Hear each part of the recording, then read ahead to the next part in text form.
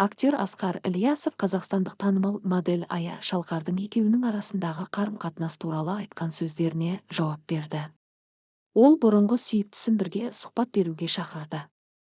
Мен бұны жазам деп ойламадым, бірақ Аяның сторисіндегі әңгіме қоғам алдында талқыланып, шектен шығып барады. Мен абьюзер емеспін, мен әйелдерді құрметтеймін. Ал мен Аямен арамызда болған жайттар екеумізге ғана қатысты. Мен оны жақсы көремін және құрметтеймін. Біз екіге кеттік. 4 ай қарым-қатынастан кейін біз бірге шешім шығарып, бөлек кетуді жөн деп санадық деп жазды Асқар Ильясов. Актер қыз тарапынан айтылған әңгімелер оны тығырыққа тірегенін айтты. Мен ақталмаймын, диалог болғанын қалаймын. Біз бұл туралы жекеде сөйлесе аламыз, бірақ егер біздің қарым-қатынасты қоғамдық форматқа айналдырғың келсе, оны бірге талқылайық. Тимур Балымбетовпен бірлескен сұхбат түсіріп, маңызды жайттар туралы әңгімелейік. Менің ойымша, бұл тек біз үшін ғана емес, қарым-қатынаста түсінісе алмайтын барлық адамдар үшін пайдалы болады деп ойлаймын деп жауап берді ол.